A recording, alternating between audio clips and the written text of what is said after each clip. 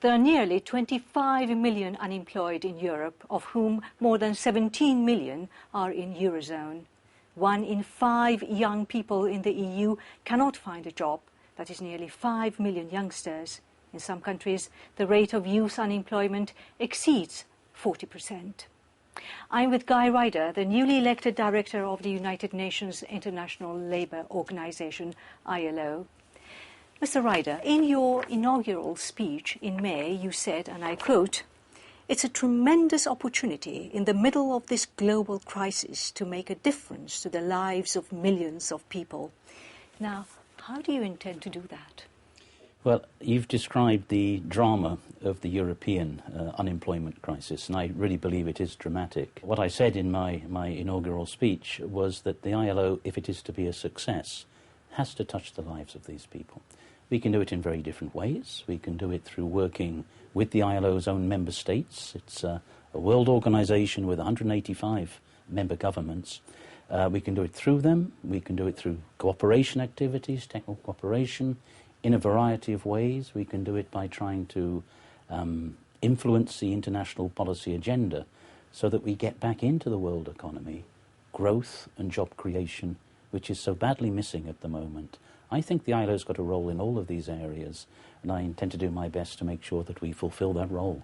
You've called on various governments for cooperation, but to what extent do you have authority? Do you have teeth, and how sharp are they? Like many international organisations, we have to make the case for doing what we consider to be the right thing, offering people not only an opportunity of a job, but what we call a decent job, a job which pays at a level which offers you a decent standard of living. This is all very well, but it's an ideal world. What's happening in Europe in particular is that governments and businesses are spreading jobs thin. That is, jobs are now being made available, if at all, on a temporary part-time basis.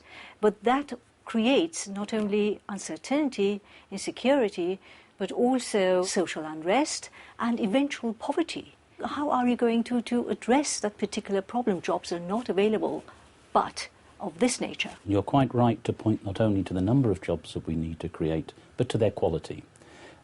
Temporary part-time jobs can have their place in a well-functioning labour market, but they have to be taken up as a choice, not as an obligation, in the absence of a full-time secure job. We have a situation, particularly in Europe, but around the world, where countries are having to look at their finances. We've been through the whole of the financial crisis. This has left very big holes in public budgets, and often it's the world of work, the labour market, which is having to feel the effects of austerity measures. I think we have to review this austerity path that we're on. I think the stage we've reached today shows that there is a need for a new start.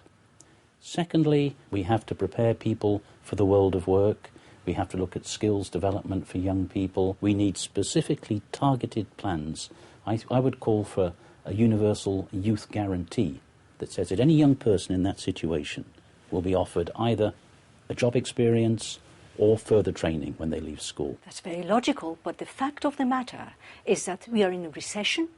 There aren't financial resources available. It's so bad that governments are nibbling off old people's pensions. So for all this that you're talking about, you need financial resources, and they just don't have it. Well, they do. I would argue that they do. Let's take this example of a youth guarantee scheme.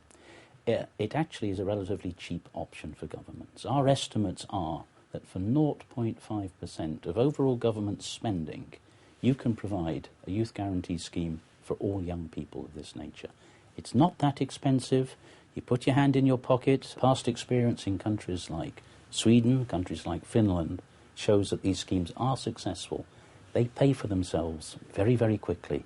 Look at it as an investment, not a cost. Then you can move in the right direction. Let me probe into this. You're talking about training. Training has a limited lifespan. That is, you go on training for a year or 6 months, and then at the end of it, thank you very much, go home. And the youth that's being trained, now expectations have gone up, ends up at home with no job. It can work that way. That would be a failed experience. Past experience shows that actually these things can give a much higher success rate than you're indicating. I'll take the Swedish example, which I quoted to you earlier on. they show that just under 50% of young people who went into those guarantee schemes secured a permanent self-financing job on exit. Sorry, may I stop you there? You said self-financing job. Self-sustaining job. When they left the scheme, they went into a permanent job which was commercially viable. That is to say, worked for a company, they weren't subsidised. And I've just come from a European Union employment conference. These ideas are receiving very, very positive and focused attention. I think we're going in the right direction, partly because I think people understand with the levels of youth unemployment that we have today in Europe, we do need change. And I think policymakers know that we can't carry on in the same direction. These are small steps in the right direction, but by no means ideal. Here they've started talking about the lost generation. I go further than that and I talk about lost generations, because if once one generation fails, then the following generations will fail as well. So what you're talking about here is time. The Europeans or governments are offering limited opportunities of training to a limited number of people, and then expect the generation to lift itself up. There aren't simply enough opportunities, and we're talking about lost generations. Yeah. I think the rhetoric, if I can call it that, of a lost generation is real. All the evidence shows that if school leavers are out of the labour market for a year or more, it is very difficult for them to get back in. Or if they do get back in, they get back in very disadvantaged conditions, and it affects the whole trajectory of their working life right through the decades. So the rhetoric of a lost generation is accurate. What I'm saying with the youth employment scheme is it has to offer an opportunity to every young school leaver. It isn't enough, and you're quite right, it's not enough to pick up a few here and a few there and hope that that will make a difference. We need an all-encompassing policy. Now, this is all well and good, but we also need an economic environment where the economies begin to grow, where jobs generally are being created. I do understand very well that you're not going to create through special schemes permanent, effective solutions within an economic situation where we're shrinking and shrinking and shrinking.